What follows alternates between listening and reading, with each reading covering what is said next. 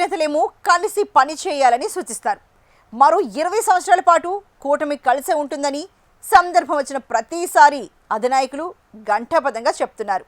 కానీ ఆ ఉమ్మడి జిల్లాలో టీడీపీ నాయకుల పనితీరు మాత్రం అందుకు పూర్తి భిన్నం. కూటమి లేదు, మిత్రపక్షం లేదు, మా పార్టీనే ఫైనల్ అంటున్నారట. పదవులన్నీ పసుపు నేతలే తన్నుకుపోతున్నారని, కనీసం మమ్మల్ని పట్టించుకోవట్లేదని మిత్రపక్ష పార్టీ లీడర్లు బోరుమంటున్నారట. ఫలితంగా ఉమ్మడి కర్నూలు జిల్లా కూటమి నాయకుల్లో సయోధ్య రోజు రోజుకు దూరం అవుతున్నట్లే కనిపిస్తోందట. మరి అధినేతలు ఏం చేయబోతున్నారో చూడాలి.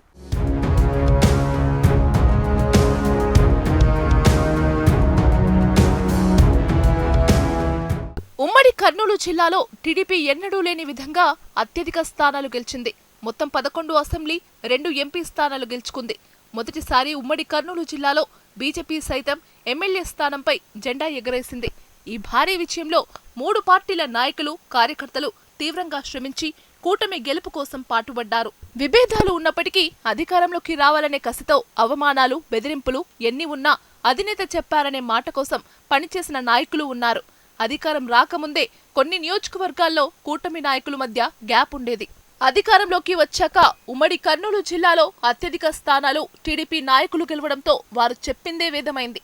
అదోనిలో బీజేపీ చెప్పిందే ఫైనల్. ఇలా 14 నియోజకవర్గాల్లో ఎమ్మెల్యేలు, ముఖ్య నేతలు చెప్పే మాటలకు చేసే పనికి సంబంధం లేకుండా ఉందట.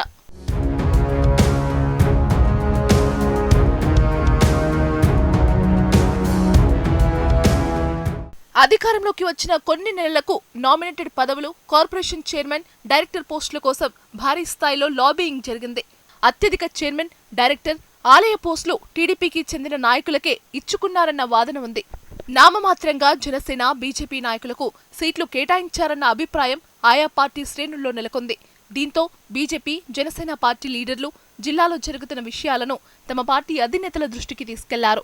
కూటమిలో మిత్రపక్షాలుగా ఉన్న జనసేన, బీజేపీని ఉమ్మడి జిల్లాలో టీడీపీ పక్కన పెట్టిందన్న ఆరోపణలపై సైకిల్ పార్టీ అధినాయకత్వం స్పందించింది.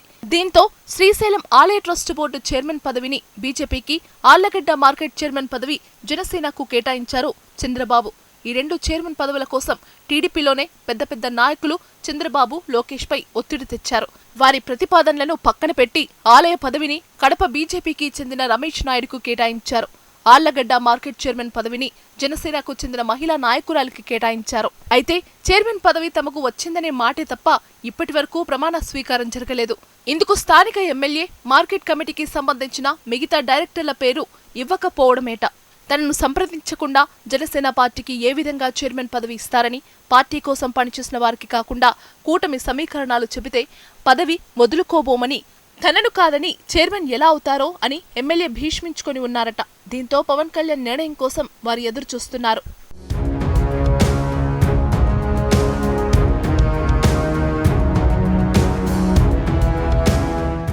మరోవైపు ఎమ్మిగనూరులో టీడీపీ వర్సెస్ బీజేపీ అన్నట్లు మారింది.